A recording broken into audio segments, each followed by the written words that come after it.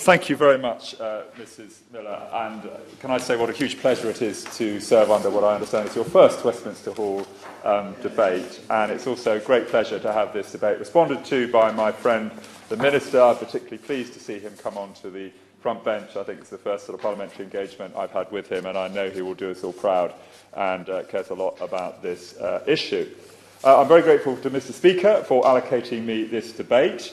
London Luton Airport is close to my constituency, and it's a very important source of jobs for my constituents. Now, the UK has the third biggest global aviation network in the world, and we are a leading aerospace nation. Aviation contributes over £52 billion a year to GDP, and the sector directly contributes 230,000 jobs, which are largely high value and high skilled in airframe development, manufacturing, and all of that will be a continued requirement for the industry as it decarbonises. At the moment, however, as a result of the pandemic, there's been a massive reduction in the amount of flights, but passenger numbers are expected to recover to 2019 levels by 2023-24, or indeed possibly earlier, depending on the progress of scientific breakthroughs in dealing with the virus. Now, industry projections also show passenger numbers rising by 65% from 2018 levels to 2050. Now, the UK also has a legally binding net zero target for 2050, and we need to reconcile this vitally important target with the projected increase in demand. Progress has already been made because as between 2005 and 2016, sustainable aviation member airlines carried 26% more passengers and freight, with CO2 emissions rising by 9%. Now, that's still 9% too much, but it does show that improvements are possible. Speaking to the International Gas Turbine Institute last September, the Prince of Wales said that the need to decarbonise flight must remain at the top of the agenda and issued a challenge to do so by 2035. In February this year, Sustainable Aviation members made a public commitment to reach net UK aviation carbon emissions by 2050, becoming the first national aviation body anywhere in the world to make such a pledge. In June, the creation of the Jet Zero Council was announced with the objective of developing and industrialising zero-emission aviation and aerospace technologies. The first meeting was held in July. It has an impressive membership of the great and the good of the aviation and aerospace sectors, and given its importance for aviation and aerospace employment, I think it would be sensible to have a worker representative on the Council as well. It would be possible to say that the scale of the challenge is too big and that we should all fly less and that our aviation and aerospace sectors should contract. I disagree, and I think we should instead harness our huge strength in aviation technology and engineering to find new solutions to allow us to fly without wrecking the planet. I want our constituents to carry on enjoying the pleasure and freedom of a sunny holiday, and I want UK exporters to find new markets for British business all around the world as they continue to fly on business travel. But it's important that all this is done responsibly so that we can fly with a clear conscience. And that is why the work of the Jet Zero Council is so important and why this debate today matters so much. So not only do we need to turbocharge the science and technology to reduce greenhouse gas emissions from aviation, we also need to ensure that the United Kingdom is at the forefront of sustainable aviation so that the high-skilled, high-wage jobs of the future are provided here. We cannot leave this to chance, as has unfortunately happened with other technologies in the past. Germany, France, Norway, and Indonesia are already making progress in this direction.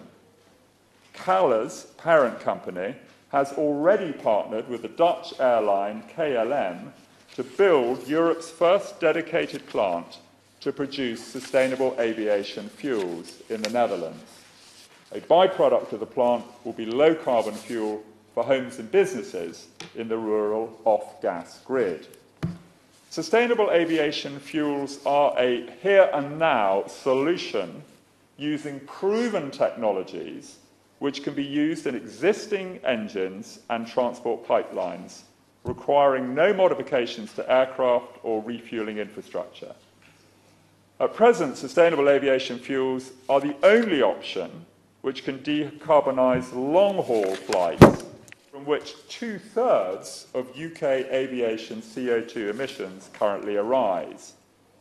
And it's very important to note that second-generation sustainable aviation fuels do not rely on feedstocks that should be used for other purposes.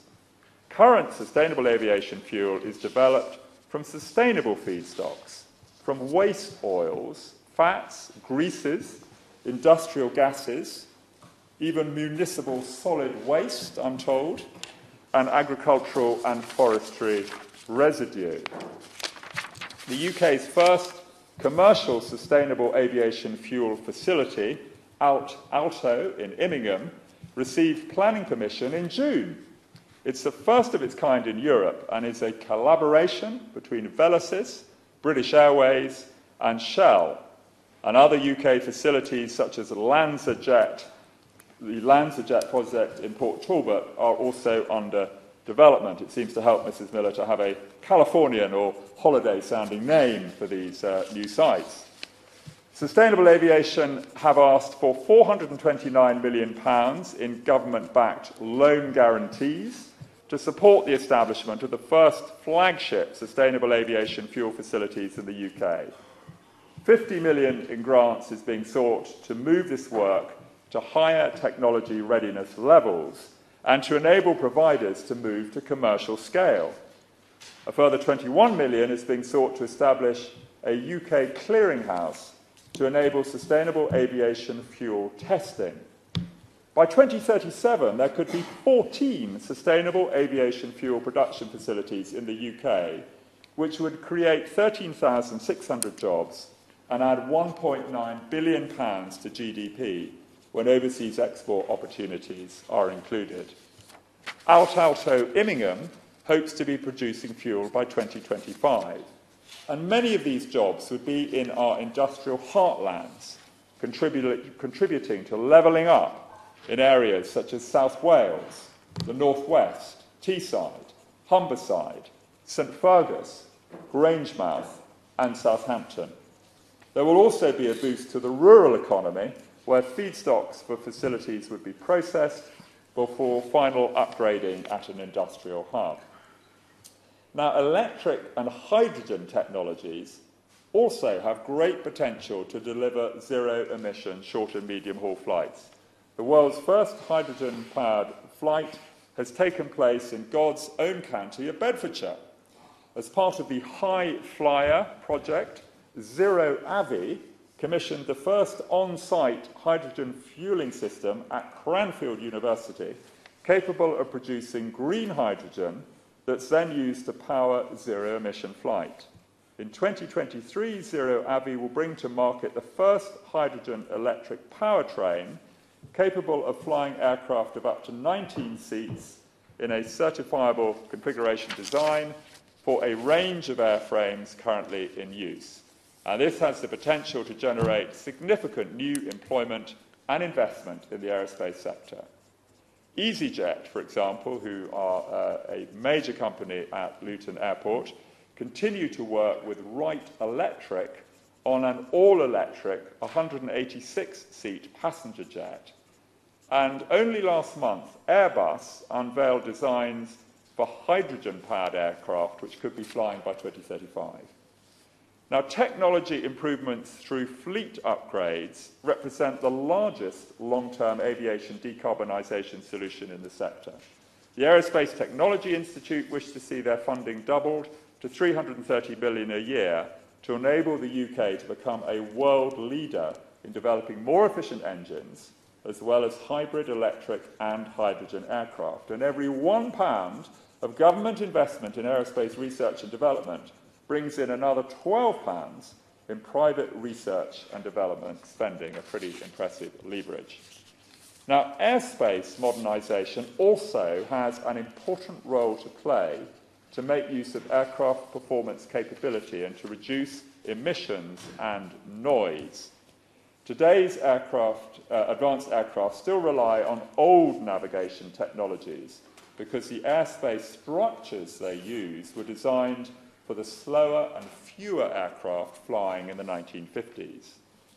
The new Whittle laboratory in Cambridge and the National Centre for Propulsion and Power, which it houses, will ensure that the UK leads the development of zero-carbon flight and will play a central role in supporting Fly Zero.